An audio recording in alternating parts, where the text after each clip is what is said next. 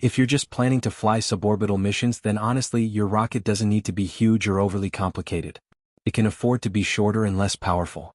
Most people are already familiar with Elon Musk's sharp wit, especially when it comes to his space race rival Jeff Bezos and his company Blue Origin. One of the most talked about jabs Musk made was about their rocket, the New Shepard.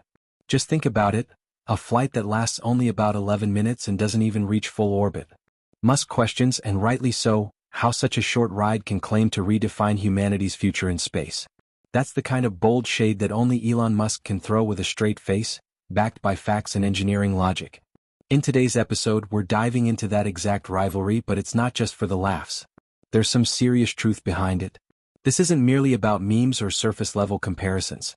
This is about the deeper differences between real space missions and those short, flashy experiences.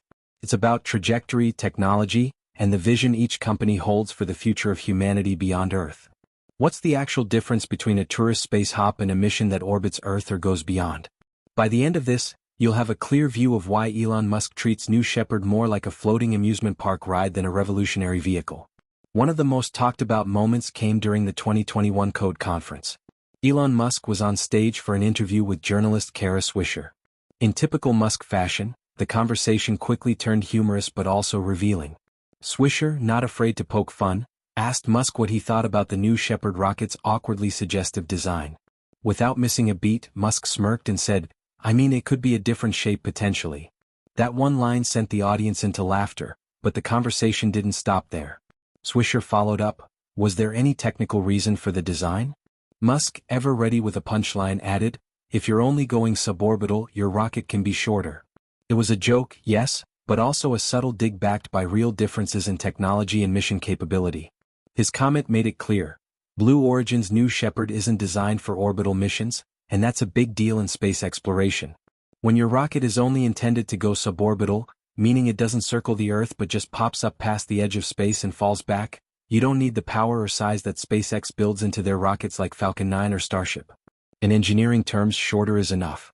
But Musk, being Musk, wasn't just speaking technically. He was also poking fun at the rocket's visual design, one that many people have joked about looking like something from an adult store. It was classic Elon, humor layered over real science. Even though it was a lighthearted exchange, it revealed something much deeper: the ongoing rivalry between Elon Musk and Jeff Bezos, and more importantly, the competition between their companies.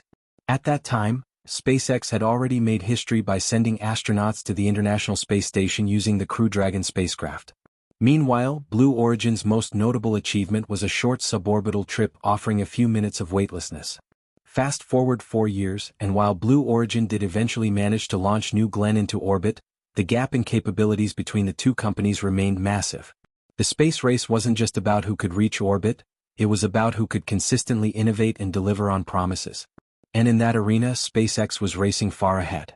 To better understand the core differences between the two approaches, let's put two iconic vehicles side by side: Blue Origin's New Shepard and SpaceX's Crew Dragon. Right away, the differences in flight profile and mission capability become crystal clear. New Shepard is designed for short, suborbital joyrides. The entire experience, from launch to landing, lasts just around 11 minutes. Of that, only about 4 minutes are spent in microgravity. It's a quick up and down trip that gives passengers a taste of space, but nothing more. After 2 minutes of acceleration, the capsule separates and follows a curved path, reaching slightly above the Kármán line, which marks the edge of space, about 100 kilometers high. Then, gravity pulls it right back down. Passengers aboard New Shepard enjoy those few precious minutes of weightlessness inside a spacious capsule, equipped with huge windows for viewing Earth's curvature. But it's a passive experience. There's no pilot, no manual control, and no interaction with space beyond floating and gazing. The entire system is automated, built for safety and simplicity. It's essentially the luxury cruise version of spaceflight, a short trip designed for paying customers looking for a once-in-a-lifetime thrill. It's fun, safe, and easy, but calling it a space mission might be stretching things a bit. In contrast, SpaceX's Crew Dragon is a workhorse built for real missions. Its capabilities are far beyond that of New Shepard.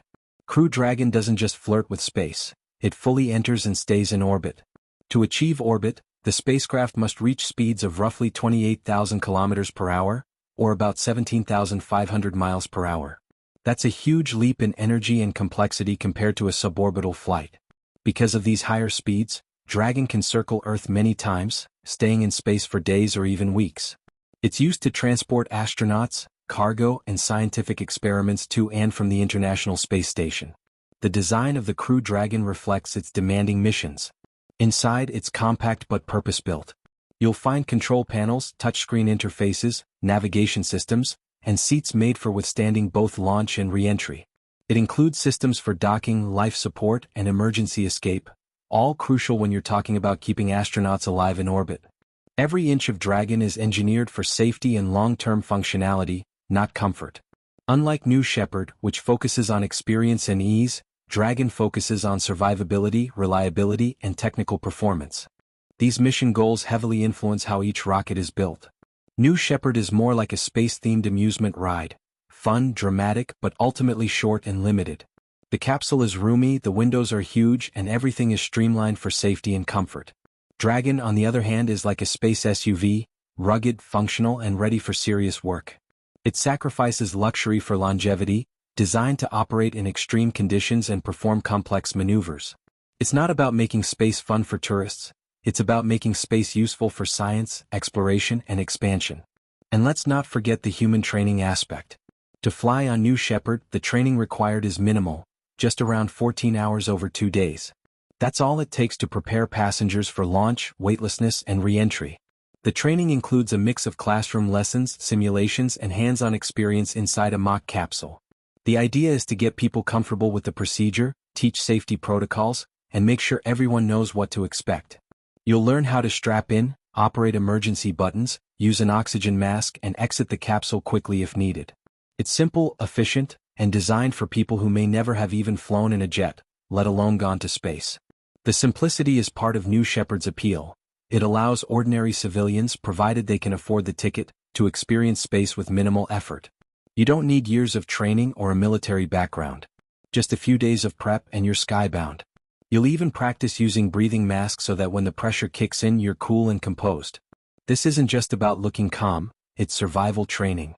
Floating in zero gravity might sound like fun, and honestly it is, but there's real skill involved. You'll learn how to maneuver safely without bumping into everything, and how to get back into your seat quickly for re-entry. There's a method to all the madness. It's not just floating around, every movement is calculated. And when it's time to return, you need to buckle back imperfectly or risk turning a dream ride into a bumpy fall. Then comes the physical challenge. Climbing a 7-story launch tower in under 90 seconds isn't just for show. It's to prove you're physically capable of responding under pressure. You'll walk over uneven terrain wearing heavy gear and endure forces up to 5.5 gs. That's 5.5 times your body weight pressing down on you. It's exhausting even for athletes. And yet, every astronaut has to pass this. Space isn't for the faint of heart. It's intense, disorienting, and physically punishing. These tests are the gateway to proving you belong on that launch pad. Your final rehearsal will push you even further. You'll go through 5 simulated mission scenarios that mimic everything from engine failure to emergency re-entry. Then comes a comprehensive final test. It's designed to ensure that, no matter what goes wrong, and something usually does, you'll know exactly what to do. There's no room for guessing. Whether the capsule behaves perfectly or the mission hits turbulence, you'll be ready. It's about building automatic responses and unshakable confidence. Because when you're that far from home, even the smallest decision can be life or death. Now let's talk about luggage. You're not packing for a vacation, but yes, you can bring some personal items. Each passenger is allowed to carry up to 3 pounds of personal belongings. These aren't random items. Think photos, meaningful keepsakes, or small treasures that connect you to Earth. But there are rules: no sharp objects, no hazardous materials. Just mementos that remind you why this journey matters. It's a deeply personal part of the experience. What would you take if you had only 3 pounds of memory to bring to the edge of space? For example, in the NS-31 mission, journalist Gail King brought along cherished photographs and a sentimental item from her grandson.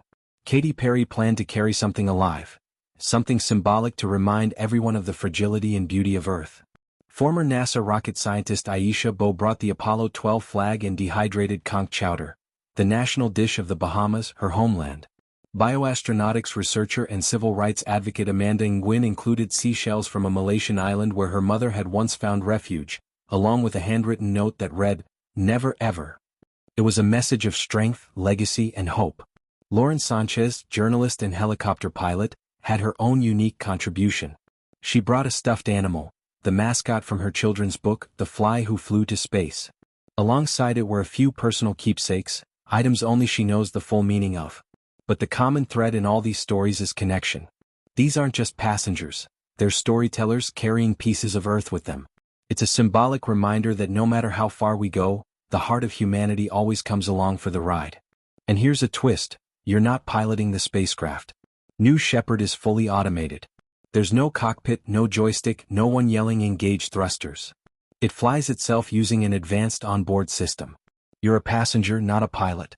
That means you can truly focus on the experience, the thrill of liftoff, the beauty of weightlessness, and the unforgettable view of Earth from above. But don't let that fool you. While New Shepard may be easier on the controls, it's still a serious flight. Blue Origin designed it to be simple and safe, but space always demands respect. The goal of the New Shepard experience is to make ordinary people feel like astronauts. Even if it's just a short suborbital flight, it's meant to inspire awe, curiosity, and appreciation for our planet. And while it's dramatically easier than full orbital missions, the thrill is still very real. The ride lasts about 10 minutes, but those 10 minutes can change your perspective forever. However, if you compare this to the rigorous preparation for NASA's Crew Dragon, it's night and day. One is a guided roller coaster through the edge of space. The other is a hands-on journey into deep, demanding exploration. Now let's talk about Crew Dragon. This isn't a space ride, it's a real spacecraft. Packed with systems for life support, propulsion, navigation, and emergency procedures, it's built for missions that last days, weeks, or even months. Astronauts spend months training to operate every switch, button, and screen. They even learn to fly the capsule manually in case the automation fails. Emergency readiness isn't optional, it's mandatory. Fires, loss of pressure, even mid-launch aborts. Every worst-case scenario is drilled over and over until the reactions become second nature. You don't just float in Crew Dragon, you live in it and sometimes you fight to survive in it. One of the most critical parts of Crew Dragon training is docking. Since the spacecraft connects with the International Space Station, astronauts must master docking protocols, learn the mechanics of the ISS, and practice the transfer process. They also train for daily life in orbit, conducting science experiments, managing cargo, and working side by side with an international crew already living on the station. It's not just about pushing buttons, it's about being part of a team and making sure everything works smoothly in microgravity. Communication, coordination, and patience are just as vital as technical know-how. Living in space isn't easy. Microgravity affects everything, how you move, sleep, eat, even go to the bathroom. Astronauts must learn how to adapt their bodies and minds to a completely different way of living. And it's not just uncomfortable, it's demanding. Every part of the body is stressed by long-duration spaceflight. That's why physical training, medical evaluations, and psychological preparation are so important. You're living in a metal tube hundreds of kilometers above Earth. It takes strength, flexibility, and mental clarity to do that day after day. That's the reality of real space missions. To really grasp the toll space can take, look no further than Butch Wilmore and Suni Williams. These two astronauts were stuck in space for 9 months after issues with Boeing's Starliner spacecraft. Their mission was extended far beyond the original plan, forcing them to adapt, survive, and remain mission-ready under incredibly difficult conditions. Space is unpredictable. Sometimes things go wrong and astronauts have to be resilient, adaptable, and calm under pressure.